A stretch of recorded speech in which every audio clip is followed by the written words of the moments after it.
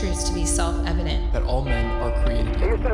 As a member of Congress, I get to have a lot of really interesting people in the office, experts on what they're talking about. This is the podcast for insights into the issues. China, bioterrorism, Medicare for all, in-depth discussions. Breaking it down into simple terms. We hold these truths. We hold these truths. With Dan Crenshaw. The Eagle has landed.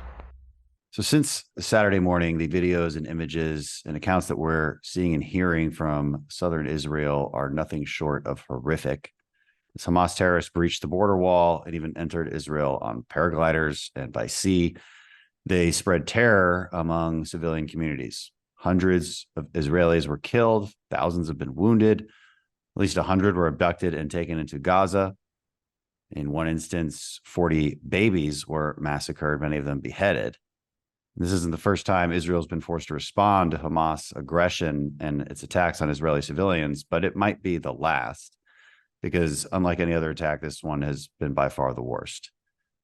And we're going to break this down, give you some context and history, as we always do with an expert on the situation and better understand Hamas and its relationship with Israel and how this all came to be. So today we have Jonathan Schanzer, the Senior Vice President of the Foundation for the Defense of Democracy. Dr. Schanzer has written hundreds of articles in the Middle East, multiple books on the Palestinian issue, most recently publishing Gaza Conflict 2021, Hamas, Israel, and 11 Days of War. Jonathan, thanks for joining us. So title of your book's 11 Days of War. Let's start out with that. How many days of war do you think we're in for now? It's going to be a lot longer. I think right now, from all indications, the Israelis are committed to waging a war of annihilation. Not of the people of Gaza. That's not their beef. They've made it clear that they don't believe that Hamas has the right to exist any longer after killing 1,200 people in brutal fashion, killing babies and elderly and taking people hostage.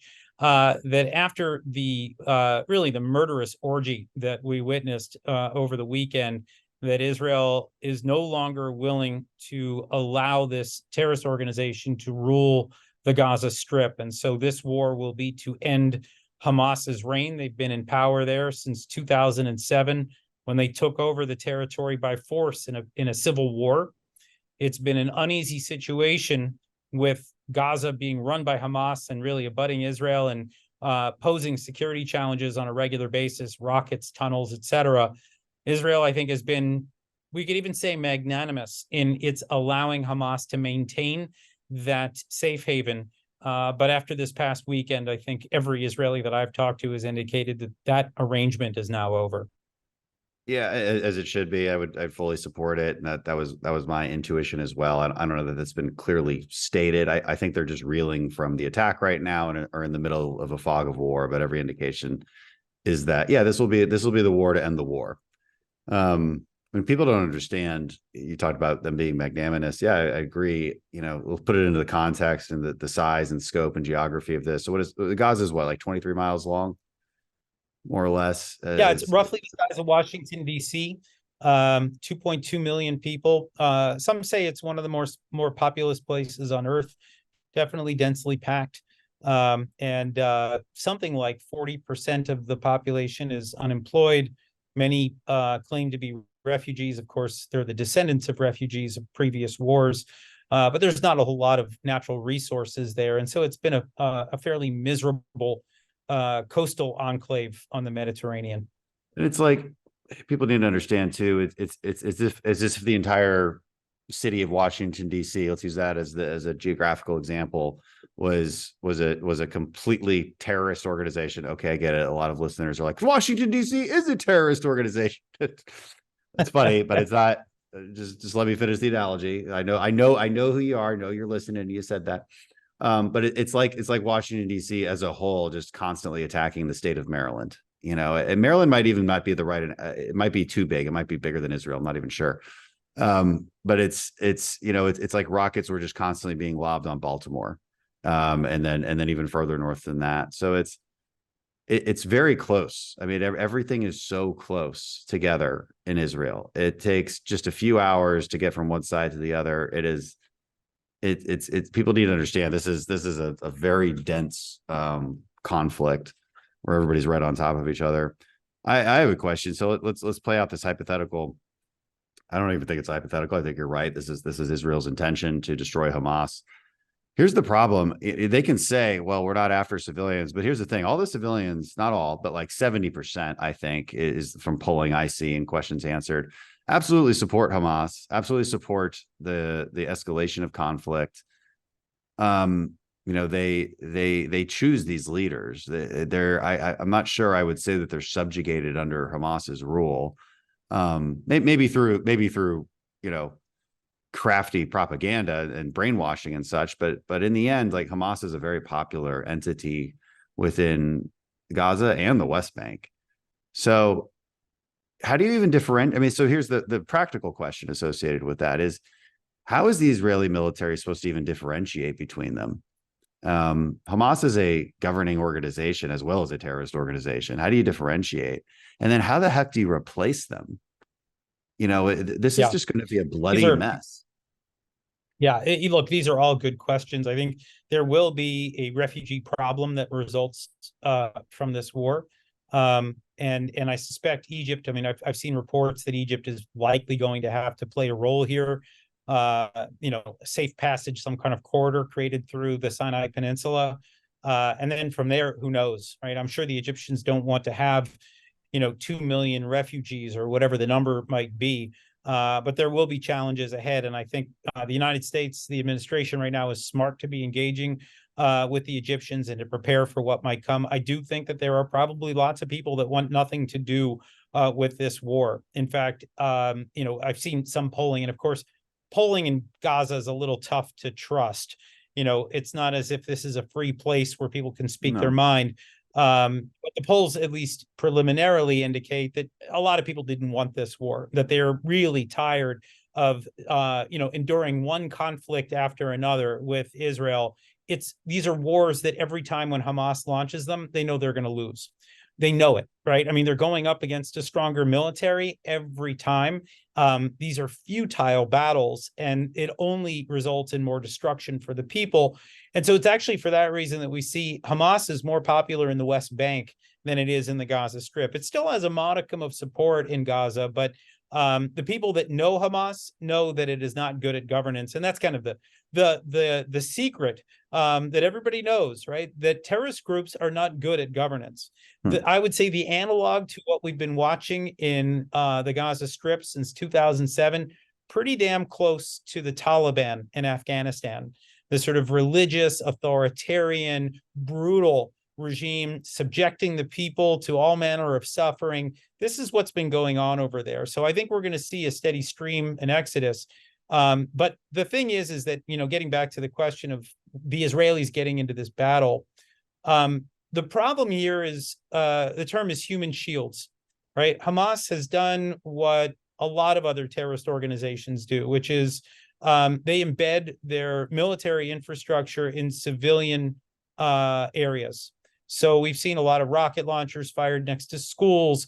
We know that one of their major bases of operation is under a hospital. The Israelis actually reported just today that they went around destroying cameras that were installed on rooftops throughout the territory, and those cameras were being used to relay photos and video of Israeli aircraft back to the command center or maybe even to Iran. And so the Israelis are going to have to destroy all of it. And that is, I think, why this conflict is going to be so devastating. There will not be a lot of infrastructure left, I'm assuming, given how much Hamas has exploited that human shields concept.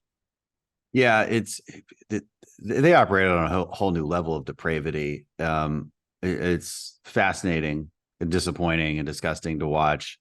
People in our own country, there's been widespread, protests of support for Hamas and Palestinians, the cause, I suppose, from a lot of universities. You've got the squad members, of course, stating that the real lesson here is that we should cut off all aid to Israel. That's the lesson they drew from this. Look, now there's a reasonable discussion to have, especially with respect to the West Bank, I think, because there's more reasonable relations with the PA.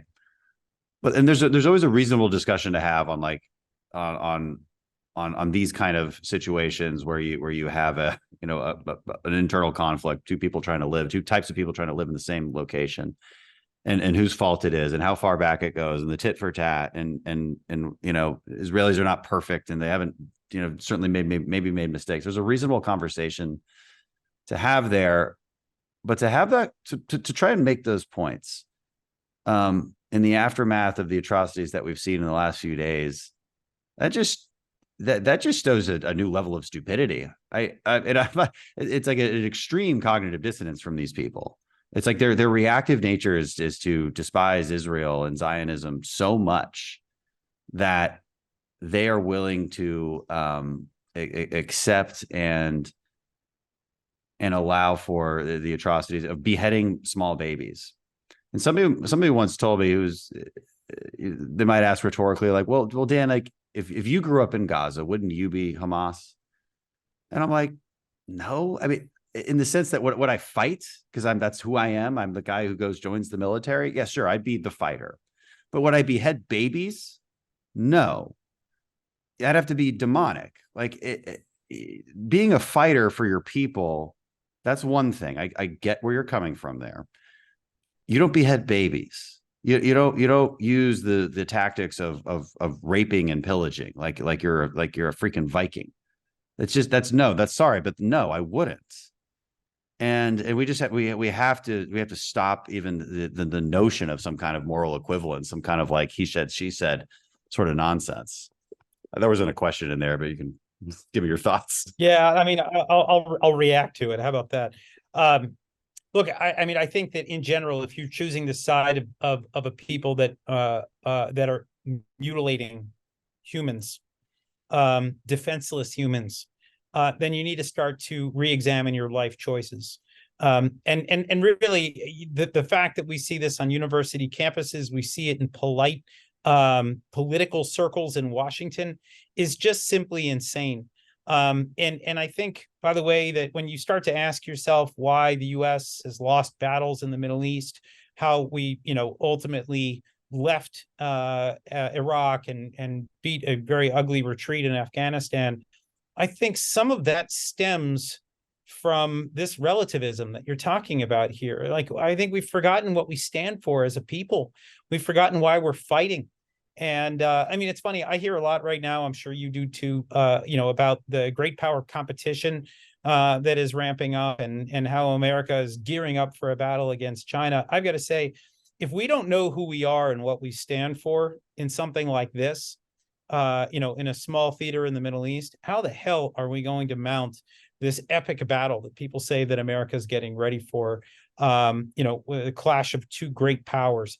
I just don't see it. I think we need a reset here of who we are and what we stand for. I know Washington's been a mess for a number of years now, but when you see people say this sort of thing out loud, there is a sign of a deeper sickness that really needs to be addressed.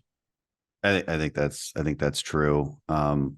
I've reluctantly noticed that our foreign policy opinions from both political parties are often based on what the other political party thinks. And I think it's a reasonable observation that many Democrats simply don't like Israel because Republicans really like Israel. And I think it's a reasonable observation. They define each other based on what they're opposed to, right? And I think we see too much of that. And people will take it to the extreme. I mean, I will say, by the way, that to the full credit of, and I've seen this now in the media, I've seen it from U.S. officials. They are, you can see they've been visibly shaken by what's happened in Israel. I mean, I was watching, to be fair, there's not many Democrats. Even this is there's not many, and I'll say, except for those squad members. I take your point, but you're watching people get choked up here. You're watching people get emotional, and I do think that we may have actually reached a tipping point of some sort. It's not happening across the board, right? We're still seeing, members of the squad are going to do what they're going to do. But there are people who are saying, okay, you know what? That was too much. I simply cannot stomach this. That was a bridge too far. And I think that's going to buy Israel, in my view, a bit of time and a bit of goodwill to be able to carry out the war that it needs to carry out. Although I should say here, almost in the same breath, that, you're going to begin to see, the criticism of Israel mount the moment that they put boots on the ground in Gaza, the moment that, there's mistake made on the battlefield, civilian casualties and the like. But the thing that I'm really concerned about, and the thing that I think we all should be watching is, we talk about Hamas and Hamas's barbarity. This is a war that was waged by proxy by Iran. We know this, right? That the Iranians have been supporting Hamas. The problem is that right now we're watching other potential fronts about to light up.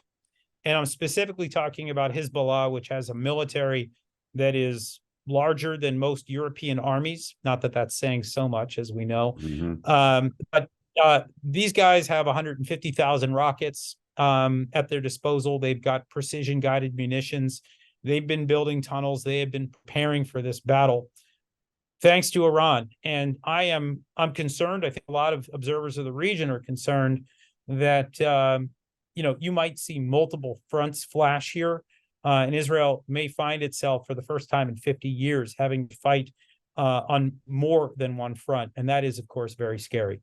Maybe we can get some updates. I've been a little wrapped up in a number of things today with our speakers race. For those listening, today's the day we're trying to elect a speaker. It's not going so well.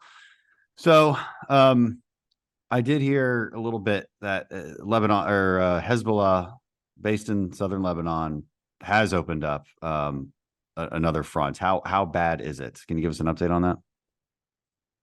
It's been contained. It has not been as bad as it could be. We've seen a number of salvos coming out of Lebanon. There was actually fear earlier today that some kind of a drone or glider or aircraft was hovering over northern Israel that had penetrated Israeli airspace. And there was a moment where it looked like almost the entire north of the country was going to go into lockdown. So far, the Israelis appear to have deterred Hezbollah. It's actually also possible that the Biden administration, with its with the president's speech the other day, warning Iran and Hezbollah not to get into the act here, maybe that's had some effect. I don't know. But right now it's contained. I do, though.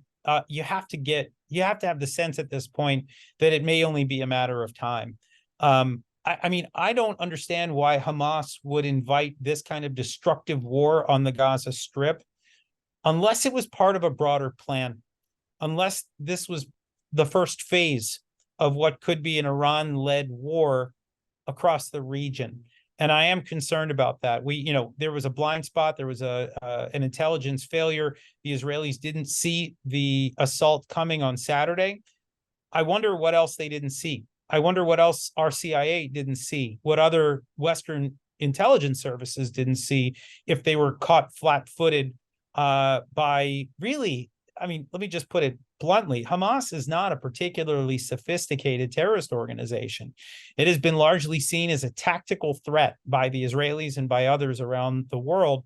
And it's for that reason that every time Israel's tackled, Hamas in one of the many rocket wars, you start to see public opinion sway away from Israel. It's because it seems like it's a weak ragtag organization, but they pulled off something big. And it really does make me wonder whether there's even something bigger in the offing. It's just scary to think about it. And it's also, people ask, okay, at what point does America get involved? And my answer so far is it depends on what they need. Israel has not picked its head up out of the fog of war just yet and said, hey, we need help here, here, and here. These are the resources we need. These are the missiles we need. That time might come. Their magazines only go so deep. And so that's one issue. But the other issue is the big one. The big problem is if there's a multi-front war, whether it's Hezbollah, Syria, Iran, then it's a question of, okay, if you don't get involved in the existence of the state of Israel is on the line, and are we willing to fight for that?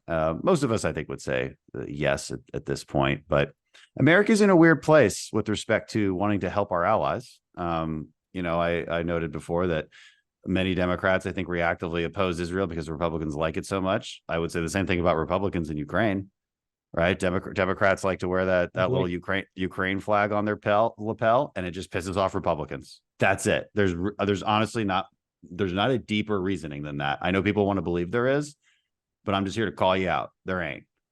And if you support one and not the other, you're not making any fucking sense. You're just not. You're just not, because from a strategic standpoint, it's almost exactly the same. Like big aggressor, ally, war of conquest, extermination, same. Black and white from a moral standpoint, just black and white, like no gray areas. It's black and white. I'll take that a step further. I totally agree, and I take it a step further. I would say that right now there are three primary aggressors in the international system that need to be dealt with: China, Russia, and Iran. Yep. And that there are three embattled peoples that are suffering at the hands of those aggressors. Well, don't leave out North Korea. Ukraine, North Korea would be very upset if you left him out. I think Kim Jong-un would feel he would be offended that you left him out of that. He's a very insecure guy. I'll send him a postcard, right? Yeah, but you get the point here, is that right? I mean, you're watching an attempt to challenge the U.S.-led world order. You get a sense that it's being held together by duct tape these days. And these are the big three challengers. And I do think that, it behooves us to think about how to support equally these embattled societies that are really on the front lines. Yeah, the president has done a terrible job. Well, he hasn't even tried to explain that strategic viewpoint and why we do what we do. I'm glad he's doing things that I want him to do. I think he could do it better, but you have to actually tell people. It's hard for Americans to understand. There's the vast majority of Americans, give or take a couple out there who are still over 100, don't know what it was like to live prior to World War II. That nobody remembers the world that really, really describes our entire human history, where it is just wars of conquest all the time. Boundaries are constantly changing. There is no real global economy. There's no security. There's barely any indoor plumbing. There's no space travel. There's no exceptional medical breakthroughs. There's nothing. All of that came in the last 70 years for the most part. And that's largely because of this new globalized society where, look, you can order something and it'll get to you. And then you can start a business and you can start a life. And people don't understand the global economy. They don't understand that, even though this has been an economic truth for quite a long time, there's something as simple as was it Milton Friedman who made that video? How you make a pencil. Nobody in the world knows how to make a pencil by themselves. You don't know how to mine the copper. Hell, how do you even find a copper mine? And how do you melt? You don't know. Where are you going to get the wood and the graphite? Where does the graphite come from? He's like, I think it's like Peru.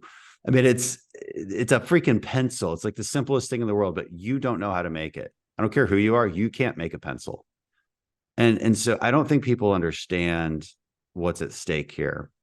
I tell people it's not about Ukraine. It's not even about Israel. I mean, look, we love Israel. I've seen no reason to dislike Ukraine, although some people seem to. It's not actually about them. It's about an order, and it's about global chaos. If the question is strictly one of American interests, that's what it's about. There is other issues at stake here, like just right and wrong and the morality of genocide and stopping it. There's that. But I'll be honest, I listen to people's opinions and I'm like, wow, you actually don't care about that. You literally don't care. That's disappointing, but okay, let me really reframe the problem and talk about what's in your interest. And trust me, you're not going to want your kids to grow up in a world that has basically been bullied into submission by China and Russia and Iran, which is exactly what they're trying to do. Whoever doesn't see that is just out of their minds at this point. I mean, they're just naive at best. Yeah, I tend to agree with all of that. I mean, I think there's also a strain of political thought right now of people that just say, look, America's been the policeman of the world for the last 70 years, and we're tired of it, and we're done. And I say to that, okay, understood. But the last time we saw a benevolent empire begin to collapse, right? The British, right? If the United States wasn't there to pick up the baton, I shudder to think about what the world would look like today, right? It's been under the US-led world order. And it's not to say that the US has been perfect in any way. There have been bad wars, there have been stupid mistakes. But yeah, I mean, I think to your point, Look at the nutrition, the medicine, the technology. It's become all democratized around the world. People have access to things that they never had access to before in their lives. The world is better off with America at the helm. And really, if America walks away from this right now, if America loses its strength, if it loses its mettle, who steps in? We know there's only one power strong enough right now to try to fill that vacuum. And it is a power that I shudder to think about as running the world. And you know what's funny China. too? You know what's funny too is when people say that we're so tired of this. And I'm like, what are you tired of exactly? Because I don't remember you being in my SEAL platoon. What the fuck are you tired of? Don't tell me about, people, I get really pissed off about this because people are like Tucker Carlson, try to moralize over people like me. That guy, like, listen, girly man, like you never would fight.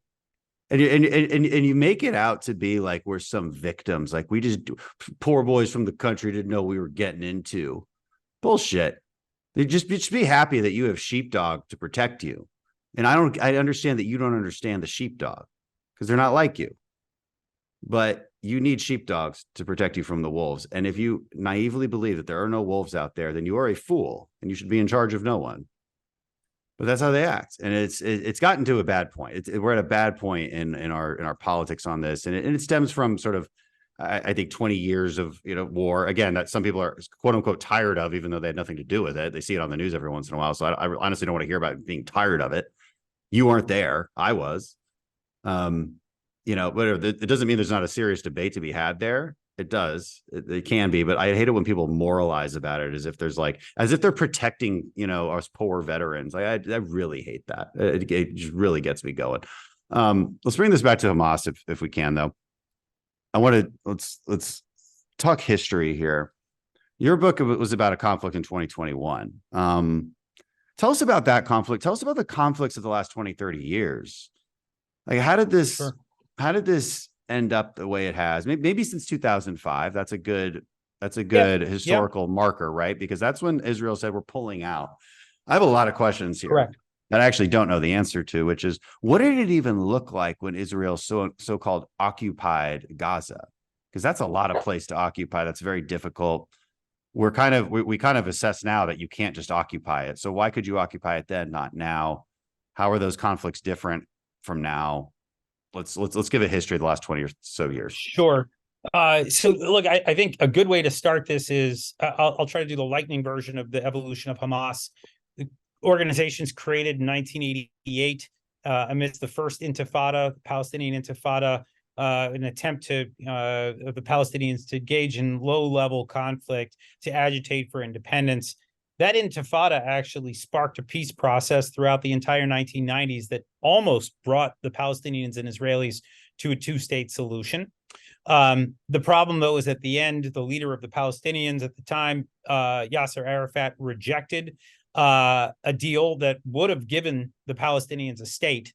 And instead, what he did is he waged a war against Israel, known popularly as the Second Intifada, and he joined hands with Hamas. Hamas carried out a brutal campaign of suicide bombings for roughly 5 years. The Israelis ultimately got control of that conflict. And then at the end of it, and this was really a Bush administration, just a disaster, they were urging Israel to pull out of the Gaza Strip unilaterally. They were saying, look, you got a demographic problem of 1.5, 2 million people in the Gaza Strip. You don't want to control these people. You're going to need to get out. And the Israelis said, sure, we're stronger than they are. We can do this. And they pull out. And 2 years later, Hamas wages a civil war against the Palestinian Authority, against the recognized government. They conquer the Gaza Strip by force and take it over. And actually, ever since then, the West Bank and the Gaza Strip have been under two different governments. So I'll hit pause here for a second and remind listeners, when people talk about a two-state solution, they have no idea what they're talking about, because we have been, since 2007, in a situation that looks more like a three-state solution. Hamasistan in the Gaza Strip, West Bankistan under the control of the Palestinian Authority, and Israel in the middle. And this has been the situation that's gone on ever since. After Hamas takes over the Gaza Strip, there have been multiple rocket wars against Israel, 2008, Can we pause? 2012, Can we 2014, pause? 2021. Yeah.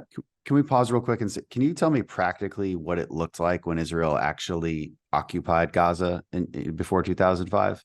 Yeah, sure. Was there military Israel was, bases? What did it look so like? I gotta remember, the Gaza Strip was under Egyptian occupation from 1948 till 1967. In 1967, the Six-Day War, the Israelis conquered the Gaza Strip, and from 67 until 87, it was actually a place where Israelis loved to go shopping. They'd go to dentist office and doctor's offices in Gaza because it was cheaper, and it was in some cases people would just go there for dinner because it was like going to another country. The relations were actually quite good. And that all changed with the first Intifada, and then it really changed after the Civil War of 2007. Wow. So, but I mean it like literally on a practical level. So when they pull out, it was literally just like an intermingled society, is kind of what you're saying. Or, you know, what did the Israelis control? Were they there to support the Palestinian Authorities' control to an extent? Were they there as a military presence to sort of keep the peace? And why is it so different from now? So why could they do it then, but we would assess now that it's really not practical? Well, they pulled out. They had 9,000 Israelis living in Gaza, people that had built apartments and homes and greenhouses and things like that. And those people were evacuated really under duress. It's still a sore spot among many Israelis. They were clashing with their own army. And it was really an ugly moment in Israeli history. And there was a military presence there, really designed to keep the peace, to keep control, and to conduct counterterrorism operations as it was necessary. I remember visiting Gaza in 1998, and it was an angry place. You got a sense, again, no resources, not a lot of education. The divide between the Gaza Strip and the West Bank is really stark. I always liken the West Bank to be more like, I don't know, New England in America. People have more affluent, better educated. And then, Gaza's like Appalachia. And the people there, have a chip on their shoulder about the Israelis, but also about the other Palestinian territory. And it's actually for that reason that one might even argue that the two territories were never bound to each other in a true sense of a cohesive national identity. But it was never an easy place for the Israelis to be, and I think that's why they ultimately decided to get out.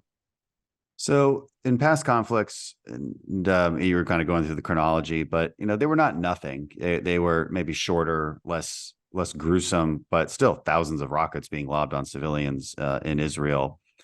Talk to us about that, and then my final question would be why didn't Israel believe it was in its interest to decapitate Hamas in any of those moments? Because and the reason is, as Americans, I would say, all right, so if you look at the size of Israel, size of Houston, if you have a small enclave in greater Houston bombing downtown Houston, we're not going to let that enclave survive very long. Like we're going to deal with it. No. But Israel has shown, great restraint in doing that. Why? What is the dynamic there? And what are these past conflicts? What is the nature of these past conflicts? So the nature of these past conflicts, again, 2008, 2012, 2014, 2021, and now this. Most of them have been primarily rocket wars. We've seen some commando tunnels with, people, fighters popping up and trying to kill Israelis. In one case, there was a famous kidnapping of an Israeli soldier for 5 years. A guy by the name of Gilad Shalit was held in captivity in Gaza and ultimately traded for 1,000 Hamas prisoners that had been in Israel. The wars have been painful, but by and large, the Israelis have mitigated the impact through the advent of Iron Dome, this incredible missile defense system that the Israelis created. Each interceptor costs roughly $50,000 a pop. But what it does is it's kept the Israelis safe, and it's allowed the IDF to make decisions on their own terms, right? I mean, I actually would argue that Iron Dome has saved more Palestinian lives than Israeli lives, because the Israelis been Yeah. If had they been under the kind of duress that you would see from, rockets raining down and making direct hits one after another, I do think that Hamas would have been decapitated a long time ago. I actually think Iron Dome in many ways has prolonged this. But really, I'm gonna answer that last question of yours, and I think what might be a provocative answer. I believe that the influence of the U.S. military on the IDF has been toxic. I have never actually said this before in an interview. But look, the U.S. military is arguably the strongest in the world. It doesn't have anything to prove, and it has demonstrated restraint in the Middle East time and again, maybe in ways that it shouldn't have, right? But we always hear every time the Iranians, attack or threaten to attack American warships in the Persian Gulf, the response from CENTCOM, right? The response is always, this is unprofessional behavior.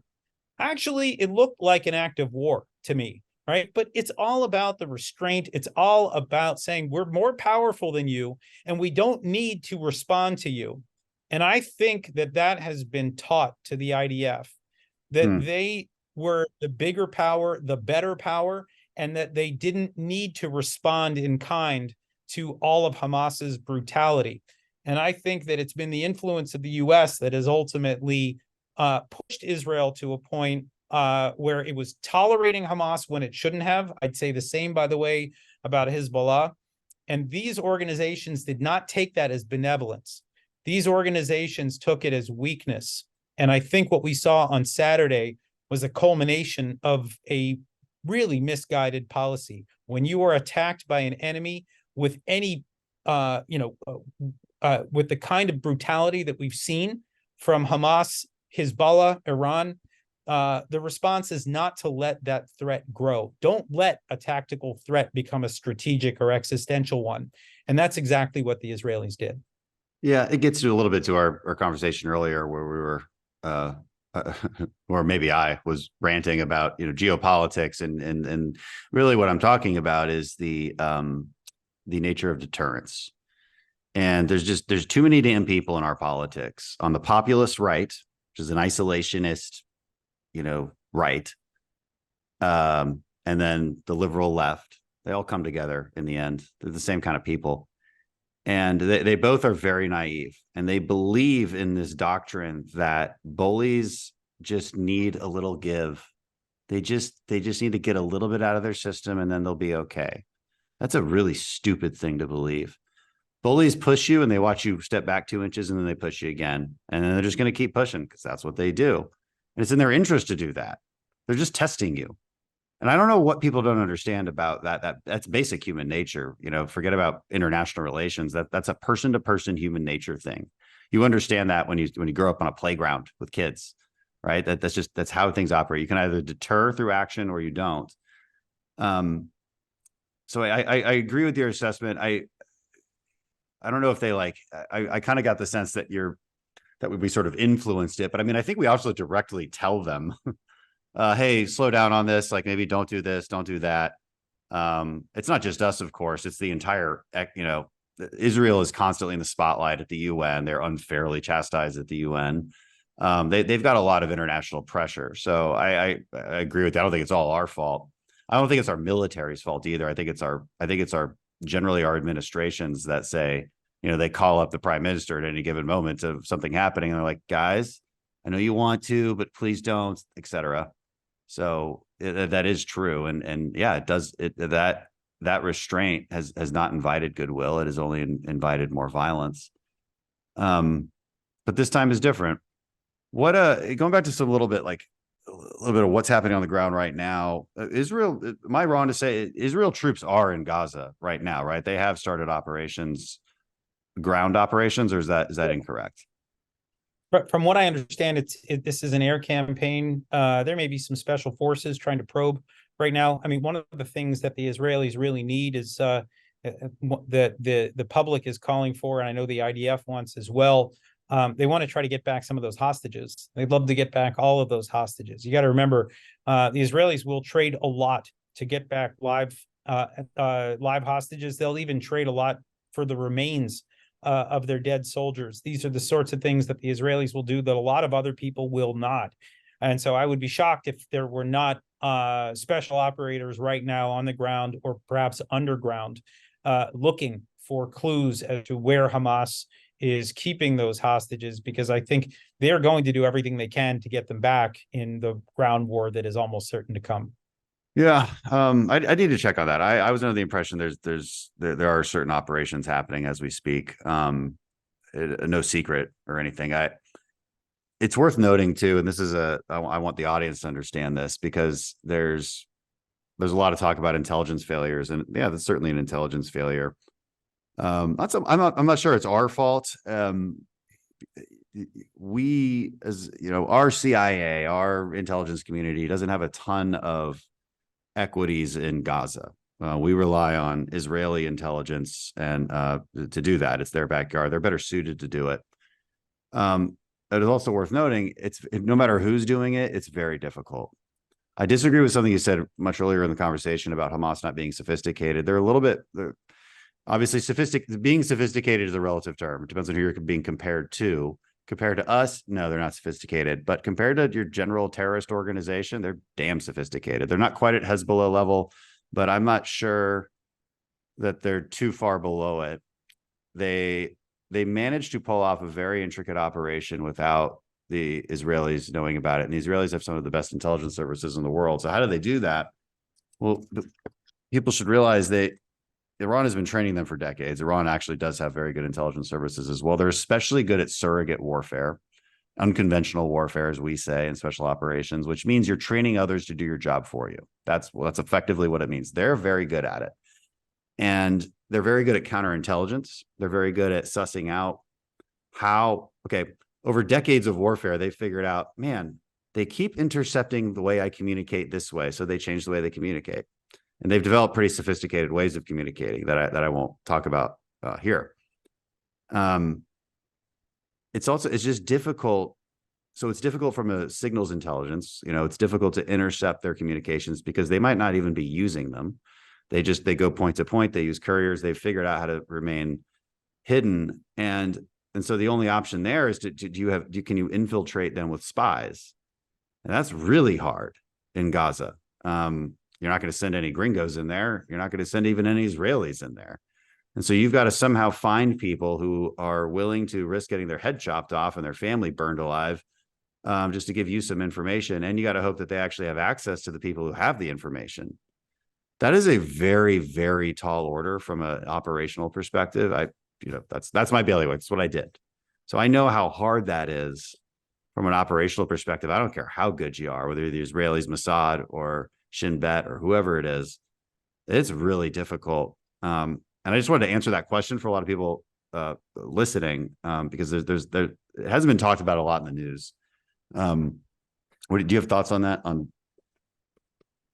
Well, I can tell you that, first of all, I know that it's difficult. I do know also that traditionally the Israelis have had what has been described to me as near total intelligence dominance in the Gaza Strip. I think that is probably the result of years of operating in that space. And, whether there's human sources there or not, I couldn't tell you. But up until Saturday's attack, the Israelis have been all over every plan that was the impression. had. That was the impression. Yeah. I think we have all put their capabilities on a pedestal. There's a big realization here. Their capabilities are not what we thought they were.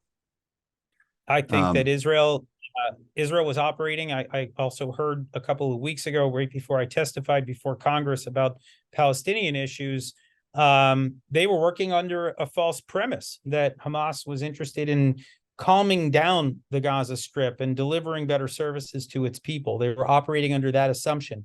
How that got fed into the system, I don't know, but it was a seriously mistaken assumption, obviously. So I think there were a number of breakdowns that occurred here. How they happened, I am sure Israel is going to. There was it's funny, we're commemorating now the 50th anniversary of the Yom Kippur War of 1973, and after that war, which almost brought Israel to the brink of disaster, they launched a commission looking into the failures of the IDF and government, of the intelligence services. There will be another one. I'm sure that heads will roll. I'm sure that good people are going to lose their jobs, people that have committed their entire lives to trying to protect Israel. Mistakes do happen, and we know they do. Look, we can talk about 9/11 for us and the intelligence mistakes that we made in not being able to see that come. The Israelis are calling this their 9/11. And I think it's not just because of the bloodshed. I think it's also because of the surprise and the hubris that led to some of these mistakes that the Israelis made. I think, of course, they still have excellent services, intelligence services, military. I think they'll come back from this, but I think it was a gut shot to the Israelis, who up until now really enjoyed that dominance in most of the domains around them. Well, the scary part is that it was perceived dominance. That's what the scary realization here. And look, as part of that's excusable for the reasons I stated. It is not that easy to collect intelligence in a denied environment like Gaza. That is what we call a denied area. It is not as easy as people think. People are like, oh, just collect it. That's not that easy. You tell me how. Right. This stuff is very complicated, even for experts, and they would be better at it than we would, looking at Gaza, because it's their backyard. They understand it. They speak the language. They understand the culture better than we do. That's why we rely on them for that information. But it's a scary realization, and it's also why they absolutely have to have a presence there from now on. I think, like you said, this will be a war of extermination against Hamas, and as it has to be. What I know you got to run soon. Talk to us about the scary politics. These politics were frightening, by the way, before all this happened. A lot of us who know the ins and outs of the dynamics of the political situation in the West Bank we're already terrified of this blowing up in the West Bank. And what I'm talking about is Fatah, which is the political party of the Palestinian Authority, losing power to Hamas. That is a constant power struggle in the West Bank. They haven't held what Abu Mazen's on like year 20 of his 6-year term, because if they hold elections, they might lose to Hamas, and they don't want to do that. The Israelis don't want that. So there's this like sort of strange relationship between us and the Palestinian Authority and the Israelis, because it's a better bad guy than Hamas. But with this kind of thing happening, what is your assessment? I hear different answers from people who understand the people on the ground. What do the Palestinians in the West Bank think of this? Do they think to themselves, maybe we shouldn't put Hamas in charge? Or do they think to themselves, I wish our government would also screw with Israel and liberate us? How do you think the common Palestinian in the West Bank thinks about this, and what is the future of the PA? Yeah, these are all really complex questions, and we tried to grapple with some of these at a House Foreign Affairs Middle East subcommittee hearing a couple of weeks ago. Look, the problem with the PA is that it is irredeemably corrupt. I've actually documented some of this corruption. I got sued by Abu Mazen's son for $20 million about 10 years ago. He lost, that was the good news. But, the point is they don't like it when you talk about the poor governance, the way that they misspent American dollars. And it's for that reason that Hamas is more popular in the West Bank. They truly hate the government of Abu Mazen, who, as you say, has been, I think it's 18 years into a 4-year term is what I think he is right now. He's 84 years old. Guy's falling asleep at meetings, and he's got one foot in the grave. Nobody knows when the guy's going to go, but he refuses to step away. And so the government has been utterly stagnant, and you can't speak your mind. You can't run against him. There's no chance of elections so long as he's sitting in there. And so, yeah, I think Hamas has a certain appeal to the West Bank population. And we're also aware of the fact that over the last it's been about a year and a half now, Hamas has been smuggling weapons into the West Bank, trying to help create a new terrorist organization named the Lion's Den. Pretty dumb name, but that's what they went with. But they got Islamic Jihad running around in there. They got Hamas running around in there. And if you want to look at one of the other intelligence failures, or at least operational failures leading to the events of Saturday, the Israelis have overloaded the West Bank with personnel, military personnel, to try to keep a lid on what was going on over there. But there is no question that there is a Hamas problem that's brewing there as well. I think when we talk about these sort of nightmare scenarios of a multi-front war, Hezbollah is the big one, but I wouldn't rule the West Bank out, wouldn't rule Syria out for that matter either. I mean, there are threats on every one of Israel's borders. The Iranians refer to this as a kind of a strangulation strategy, or a ring of fire, as some people call it. And the idea here is surround Israel with as many enemies as possible. And the real question that I think I'm asking is whether Iran tries to ignite all of them at once.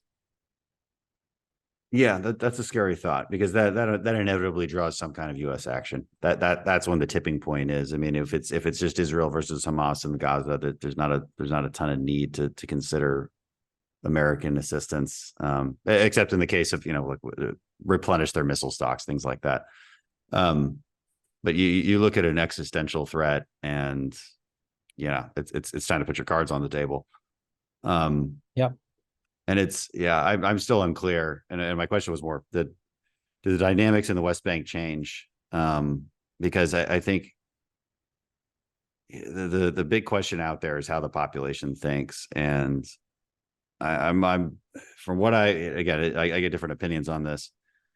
It's like they want the fight, it's and that's a scary thought. And if that is the case, then a fight is inevitable. West Bank and Gaza. It's already happening in Gaza. So yeah, and it's possible. But just to be clear on to your question, I don't know if there's an imminent uprising in the West Bank. I think they're watching with great interest. I have to say, though, Abu Mazen, given the fact that he has this ongoing, it's a civil war, to be blunt, between the Palestinian Authority and Hamas. Yeah, I think Abu Mazen's probably giddy that Hamas is about to be destroyed. He probably sees an opportunity. You got to remember, his record, his legacy is that he lost the Gaza Strip. And here, I think he might be looking at all of this and saying, well, maybe here's an opportunity to win it back. Now, what it looks like when he wins it back is a whole other story. I think you're going to see a lot of rubble based on what I understand the Israelis are looking to do. Yeah, it's hard to predict what that looks like. Who governs Gaza? If the Israelis root out every single member of Hamas and try to institute a government, who runs it? Is it Abu Mazen and his successor, which is any day now? I think one of a few potential successors. Nobody really knows. That maybe that's looking too far into the future. When you're just in a fight for survival and saving hostages, but it's changed the dynamic. I hope it's good for Israel in the following sense, in that the evil has finally truly shown its face, and they have some space to do what I think is necessary. And so far, obviously our attention spans in the U.S. Congress and in America are very, very short with who we support. But so far, I think there's a lot of support to ensure Israel's success. We could talk about the history and context of this forever, but I know you got to go. Jonathan, thanks for being on. And maybe we'll do it again as the situation develops. I appreciate your time. It would be a pleasure anytime.